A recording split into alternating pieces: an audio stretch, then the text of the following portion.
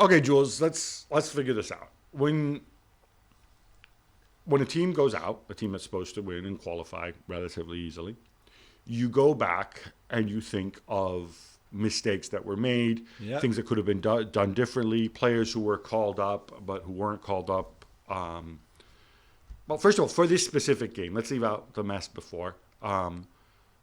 I thought back, and you're no doubt going to point out more of Mancini's mistakes because you're very good at that. The one thing that got me was you knew how Macedonia were going to play. They were going to defend deep and play on the counter. He went with that front three. He called up João Pedro because he said, I want to have more mobile people who will move around so that we can kind of move the defense around and create space and have Barella running in from midfield or whatever and create shots on goal. The alternative was to bring a big man. Problem me bringing a big man, would have been Scamacca, I assume. Yeah. He's not super experienced.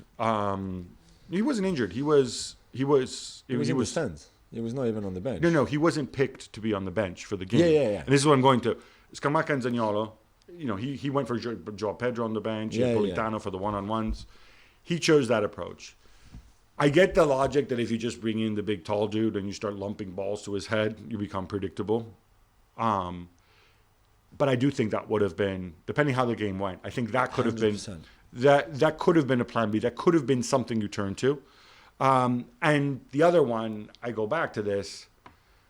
Again, we don't know how fit Zaniolo was or whatever, but a lot of times these games are decided by individuals. Exactly. And if it's about an individual taking somebody on, Berardi can do it, but not for 90 minutes and not that well, as we found out.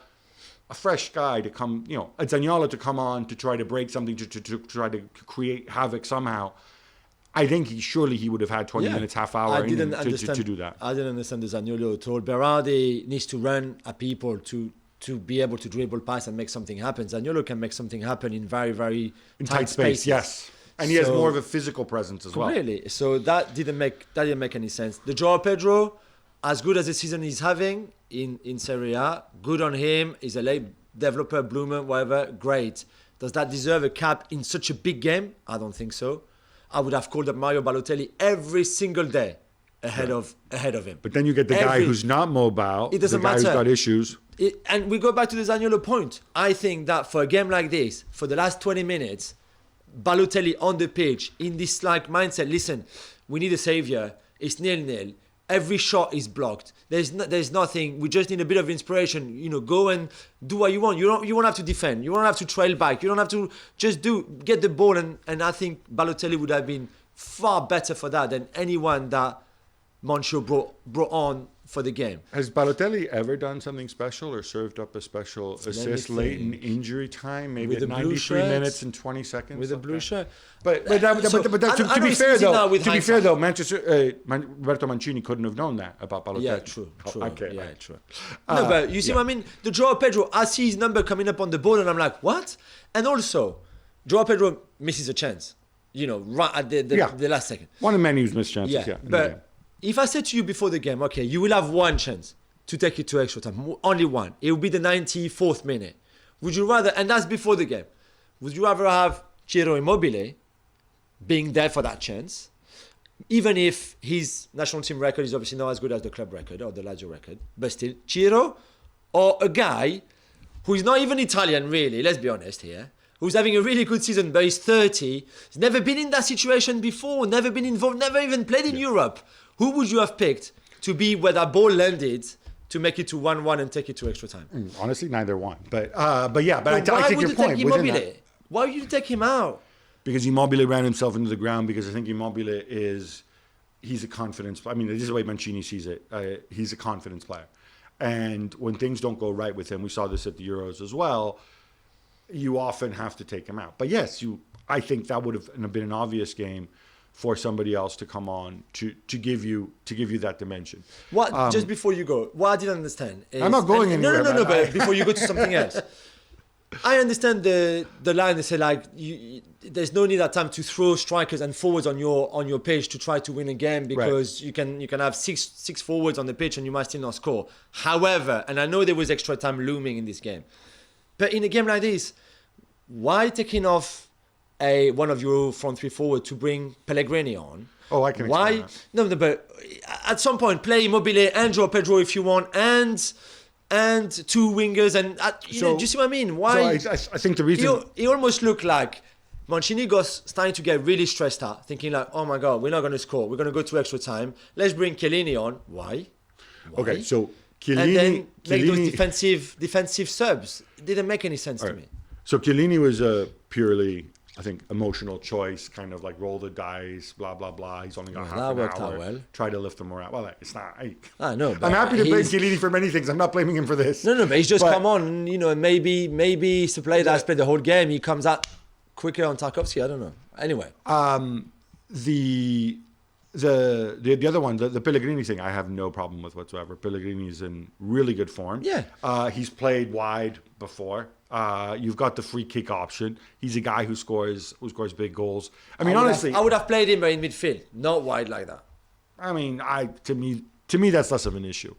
Look, there's things they could have done on the night, but the reality is, even with the chances they created on the night, those chances should have gone in. Yeah. But more broadly, Jules, if we wind the clock back a little bit, and I go back to something I said earlier, in the way this team was built over time, rather than the decisions that were made of the night, I don't see a massive problem other than those wasted opportunities. And you cannot go back and complain them. You have to take those. I'm not going to put it all on Jorginho, but those are two missed penalties and the defensive mistake. However, the football is not as good as it was a year ago. The way they play, the way they, as a team, that 4-3-3, I think, showed at times that other teams, opponents, have kind of worked out how to make sure that they used to play the best football, leading to the Euros, and at the start of the Euros, this was the best footballing team in Europe, without a doubt. And then already we saw in the semi-final where Spain were very good. The final was different, it's a final. But certainly since the Euros, they haven't played as well as they used to. Partly because Spinazzola hasn't been there. So and against North Macedonia, they were far too narrow at times. Because if you play without your two starting fullbacks, it's not as easy. I think there's also quite evidently a talent gap here, right? Florenzi, and again, not necessarily. Obviously, Di Lorenzo was unavailable. Yeah. I think Di Lorenzo's a far better player than completely. Florenzi. Florenzi, though, does give you more going forward, but Florenzi for me should be second or even third choice at Milan. Yeah. For me, right? I would take. I had him in Paris, so trust me, I know. Exactly. Emerson is a guy who never played at Chelsea. No. Right. He's now in Peter Bosch purgatory, right? In mid-table. Yeah? Yeah. I mean, this is the reality. Yeah. You add Spinazzola and... Center backs were fine. In fact, I think Bastoni was one of the few guys I would give a pass to. I do think I expect Donnarumma to save that shot because it's from so far away. That is the only thing I was... And I know it's difficult. You haven't faced a shot but he's all so game. big. Yeah, I know. But he's considered a few like that in Paris as well. That's another one where maybe he could have done better. Maybe we're not having this conversation now. Right, Barella was terrible, but, he's not a bad player. No. Jorginho was taken out of the game, and Jorginho's not on the level he was at. No. I also think that, and again, you have to give credit Macedonia for this. They took Bardi, and they basically said, you just sit on Jorginho. But that's why I meant that it's predictable now the way they play. But that's why he played Verratti with Jorginho. Yeah. Verratti had a monster game, and Verratti, I thought, was by far Italy's best player. The guy does everything but score. But again, the front three, I'm sorry, Insigne, bye-bye, Toronto, right? Immobile with his limitations. Sometimes superstars carry you. And right now, in this generation, in this group, you're very thin on the ground with superstars, especially, or difference makers, if we want to use that. Yeah. I don't know if I want to give Chiesa the superstar tag, but he is a difference maker. He's not there. So they just don't have the depth that Spain or France or England but have. You still should beat North Macedonia even with the depth that you have right now, and Switzerland and Bulgaria. Well, thank you very much for watching ESPN on YouTube. For more sports highlights and analysis, be sure to download the ESPN app. And for live streaming, premium content, and let's not forget as well, ESPN FC 7 days a week. Subscribe to ESPN Plus.